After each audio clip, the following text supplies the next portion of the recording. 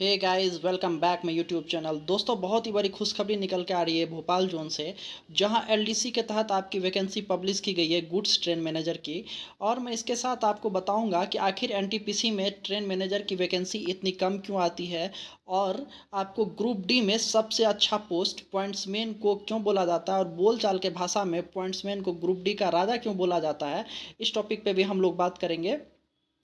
तो आइए चलिए देखते हैं कि आखिर भोपाल डिवीज़न में कितने गुड्स ट्रेन के मैनेजर आई है, और कब से ये फॉर्म फिलअप होगा, कब तक फॉर्म फिलअप होगा, और कितनी सीट पर ये वैकेंसी आई हुई है। तो यहाँ आप देखेंगे कि सबसे पहले मंडल रेल प्रबंधक कार्यालय कार्मिक विभाग भोपाल दिनांक 18/6/2024, 18/6 के डेट में ये आपका नोटिफिकेशन पब्लिश किया गया है। और यहाँ आप देखेंगे, यहाँ पत्रांक में गुड्स ट्रेन मैनेजर का अधिसूचना जारी किया गया है, जिसको नोटिफिकेशन बोलते हैं। ये पश्चिम मध्य रेलवे के तहत आता है। ये भोपाल डिवीजन, एक डिवीजन के तहत वैकेंसी आई है, पूरा जोन के तहत नहीं आई है।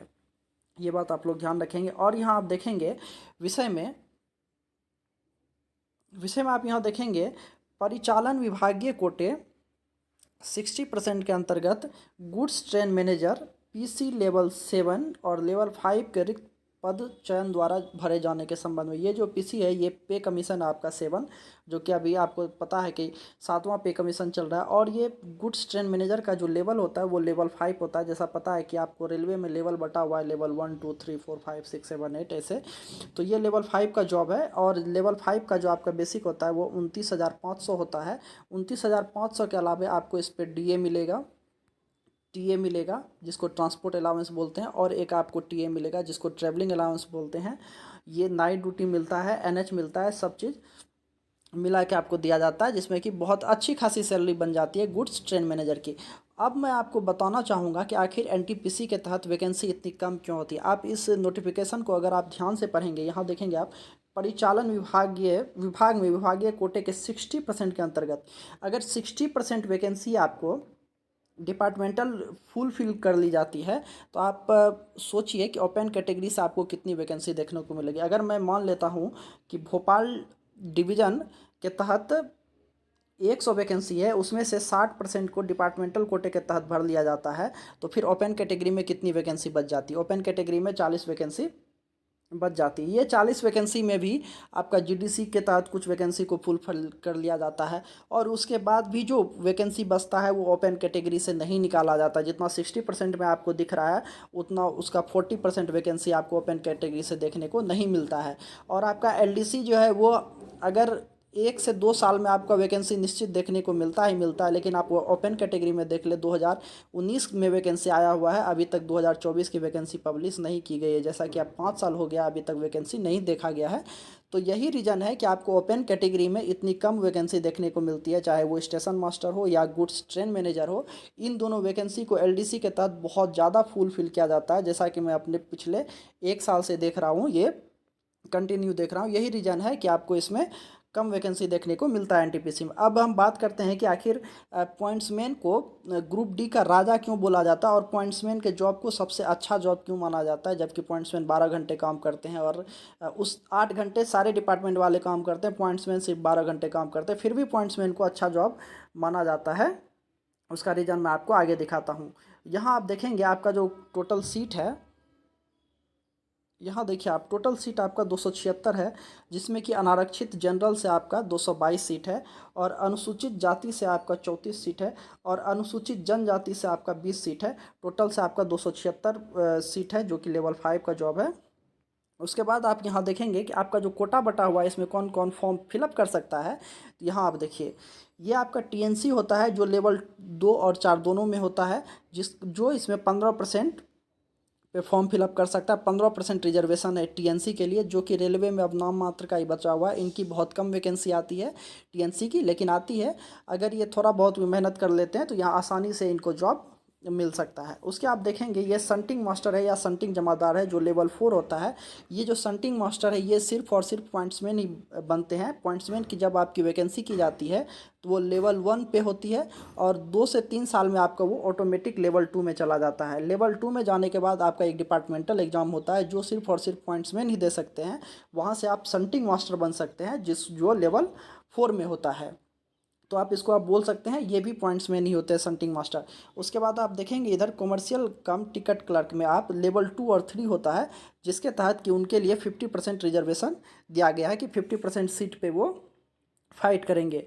उसके बाद आप इधर देखेंगे नीचे में पॉइंट्समैन या केबिन मास्टर, जो कि केबिन मास्टर इसलिए बोला जाता है क्योंकि गेट पे भी पॉइंट्समैन काम करते हैं, जो इंटरलॉकिंग गेट होता है उस पर, इसीलिए इसको केबिन मास्टर भी बोला जाता है। इसमें आप देखेंगे यहाँ लेवल 2 और लेवल 4 होता है। लेवल 4 जो होता है वो पॉइंट्समैन नहीं होता है, वो शंटिंग मास्टर होता है, लेकिन यहाँ लेवल 4 भी बताया गया है, उसके लिए 20% का इधर रिजर्वेशन है। टोटल से आप इधर देखेंगे कि अगर यहाँ आप शंटिंग मास्टर का 10% सीट लेते हैं और इधर से पॉइंट्समैन और केबिन मास्टर का 20% सीट लेते हैं, तो ये 60% में आप देखेंगे कि 30% जो सीट है आपका वो पॉइंट्समैन के लिए रिजर्व है। कहने का मतलब आप देख सकते हैं कि अगर आप कि 100 वैकेंसी आई हुई है तो उसमें 50% पे सिर्फ और सिर्फ पॉइंट्समैन या शंटिंग मास्टर ही अप्लाई कर सकते हैं, इतना सीट उनके लिए रिजर्व है। तो इसीलिए पॉइंट्समैन को ग्रुप डी का राजा बोला जाता है, क्योंकि एक यही पोस्ट ऐसा है लेवल 1 में जहां से आप सीधे लेवल 1 से लेवल 5 में, लेवल 6 में, और वो भी इतना जल्दी मूव कर सकते हैं। मतलब 4 साल 5 साल 6 साल में आप स्टेशन मास्टर या गुड्स गार्ड बन सकते हैं, इसीलिए पॉइंट्समैन को ग्रुप डी का राजा बोला जाता है।